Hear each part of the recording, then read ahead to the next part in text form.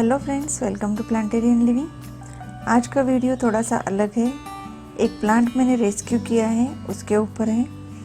ये ऑर्किड है। एक मैंगो के ट्री से ये नीचे लटक रहा था, सिंगल रूट पे लटक रहा था। उसको वो ऊपर पेड़ से इसके जो रूट्स थे वो इसको देखा तो ये पूरी तरह से डिटैच हो गया था प्लांट से, मैंगो ट्री से।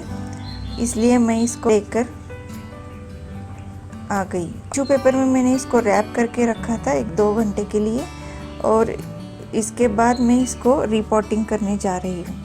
ऑर्किड का रिपोर्टिंग का ऐसा ये नहीं होता। ऑर्किड एपीफाइट से दूसरे प्लांट के ऊपर ये ग्रो होते हैं, इसलिए इनको एपीफाइट्स बोलते हैं। लेकिन ये इतना सुंदर प्लांट था और नीचे गिरने के बाद ये मर ही जाता, इसलिए इसको एक आइडियल इसका जो एनवायरनमेंट है वो मैं देने की कोशिश करने जा रही हूँ। एपीफाइट्स ऑर्किड्स जो होते हैं, एपीफाइट्स यानी कि दूसरे पेड़ों के ऊपर सपोर्ट लेके जो ग्रो होते हैं, उनको मिट्टी की ज़रूरत नहीं होती।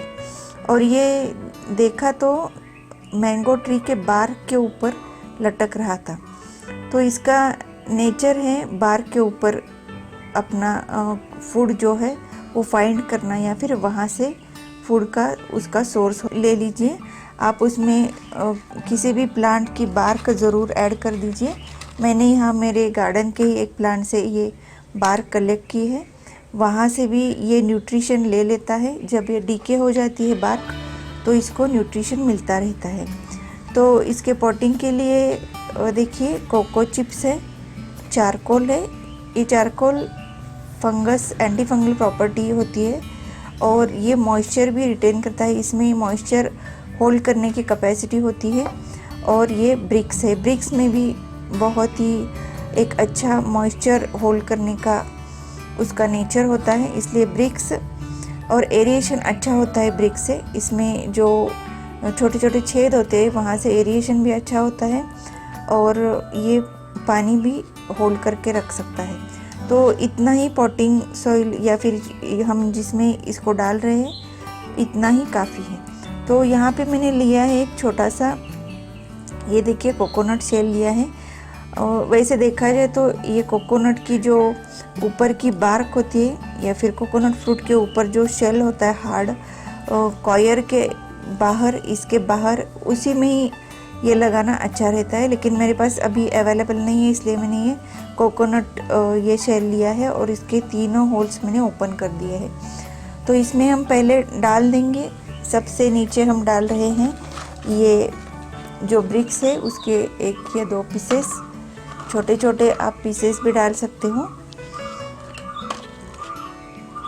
जब हम ऑर्किड लगाते हैं तो इसको ज़्यादा मैन्योर या फिर कुछ भी ज़रूरत नहीं होती, क्योंकि ये ज़्यादातर न्यूट्रिशन पानी से खींच लेता है। उसके बाद हम डालेंगे इसके ऊपर चारकोल के छोटे छोटे टुकड़े हैं वो डालेंगे हम। देखिए ये प्लांट बहुत ही छोटा था, इसलिए मैंने एक छोटा ही ये कोकोनट का शेल ले लिया है। अब ये डालने के बाद ये देखिए इसके ऊपर हम डालेंगे ये सारे कोको चिप्स। कोको चिप्स से हम ये पूरा भर देंगे। ये कोको चिप्स आप दबा दबा कर इसमें डाल लीजिए।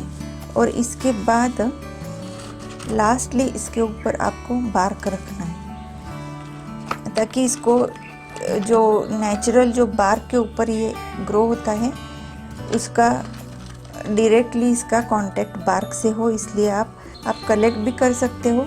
बड़े पेड़ों के ऊपर जनरली विंटर सीज़न में ये बार्क निकल के आती है और ये बहुत ही न्यूट्रिएंट रिच होती है ऑर्किड्स के लिए। और ये हो गया हमारा ऑर्किड का पॉट तैयार। अब इसके ऊपर हम लगा देंगे ये ऑर्किड। तो हम धागे से हमें बांधना पड़ेगा इसको।